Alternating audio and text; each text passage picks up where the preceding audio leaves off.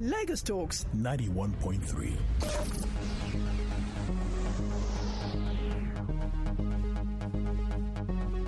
News. The federal government has urged the striking aviation workers to resume work, saying that the requested adjustment of the minimum wage would be paid soon. Spokesman for the Ministry of Aviation, Oluseyi Odutayo, had also expressed the ministry's displeasure at the industrial action embarked on by the workers yesterday. Oluseyi, who spoke on behalf of the Minister of Aviation, Hada Sirika, noted that the strike is unnecessary as it will increase the hardship on citizens, affect flight schedules, lead to economic losses and negatively impact the country's rating globally. Meanwhile, the aviation industry will continue to experience a total shutdown today, Tuesday, as the aviation workers keep up with their two-day warning strike, a situation that inevitably left many air passengers stranded. The unions involved include National Union of Air Transport Employee, Air Transport Services Senior Staff Association of Nigeria, National Association of Aircraft Pilots and Engineers, and Association of Nigerian Aviation Professionals. Finance Minister Zainab Ahmed has revealed that the federal government plans to pay 5,000 naira to 10 million households for 6 months as palliatives for removing petrol subsidy after June. Ahmed, who spoke on the sideline of the World Bank International Monetary Fund spring meetings in Washington, D.C., said the amount is 50 billion naira per month and reaches 300 billion naira, with $800 million World Bank loan to fund the project. Zainab also said the $800 million had been negotiated and approved by the Federal Executive Council and is now before the Parliament for approval. The National Agency for Food and Drug Administration and Control, NAFDAC, has approved the R21 malaria vaccine manufactured by the Serum Institute of India. The Director General of NAFDAC, Professor Mojisola Adeyeye, who disclosed this, said the vaccine is indicated for the prevention of clinical malaria in children from 5 months to 36 months of age. Professor Adeyeye said the country expects to get at least 100,000 doses of the vaccine in donations soon before the market authorization, making Nigeria the second country to approve the new malaria vaccine after Ghana. The National Bureau of Statistics, the NBS, says Nigeria's headline inflation rate increased to 22.04% on a year-on-year basis in March 2023. This is according to the NBS Consumer Price Index (CPI), an inflation report for March 2023 released in Abuja. According to the report, the figure is 0.13% points higher compared to the 21.91% recorded in February 2023 and 6.13% higher than the rate recorded in March 2022 at 15.92% on a year-on-year basis. The Independent National Electoral Commission, INEC, has directed one of its resident electoral commissioner, Barrister Hudu Yunusa Ari, to stay away from all activities of the electoral umpire and the election in Adamawa State. Yunusa Ari, who was the rec for the gubernatorial election in Adamawa State, stirred controversy on Sunday when he announced Aisha Binani Dahiru, candidate of the APC, as the winner of the polls over the incumbent Governor Ahmadu Finitri of the PDP, a move which was not within his constitutionally given authority.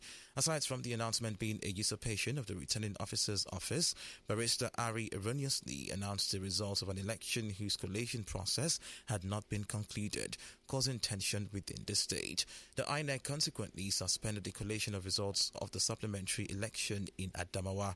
A statement further disclosed that the Commission's administrative secretary in Adamawa has been directed to take full charge of the INEC in the state with immediate effect.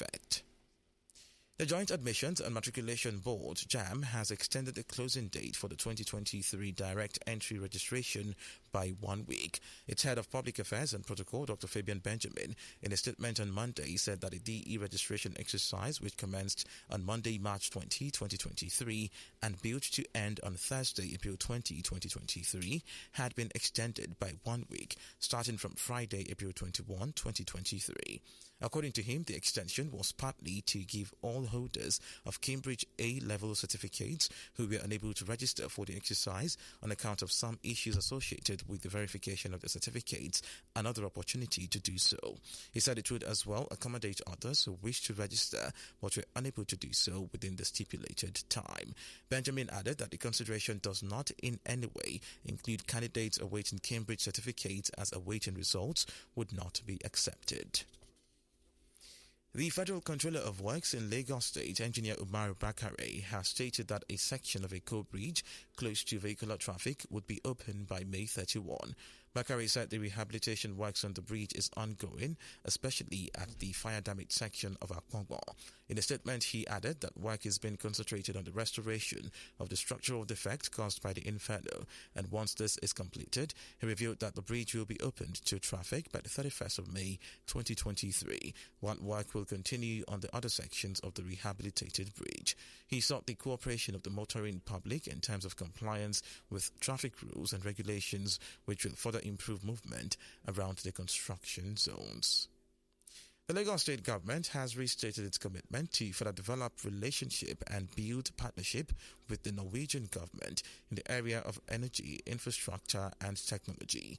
Speaking yesterday when he received the Norwegian Minister of Foreign Affairs, Mrs. Anniken Huitfeldt, on a courtesy visit at the Lagos House in Marina, Governor Babajide Sanwo-Olu said his government is committed to ensuring a clean energy, providing infrastructure, investments in the technology, health and education sectors to remain resilient. Had several engagements, in the last 2-3 years, in various areas, and I'm sure one of them is in the area of, green economy and renewable energy, which we all agree, that not only do we need clean energy, we actually need, renewable energy, also in transportation, we're trying to see how well we can reduce, greenhouse emission in all of our public buses. Earlier in her remarks, the Norwegian Minister of Foreign Affairs congratulated the governor on his re-election, restating her country's support and cooperation to the state on energy, Lagos action plans, and looking for more business opportunities.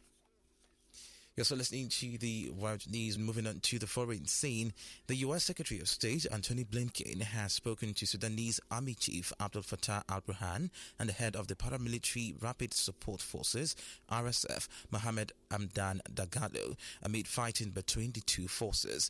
Around 185 people have been killed since fighting broke out on Saturday.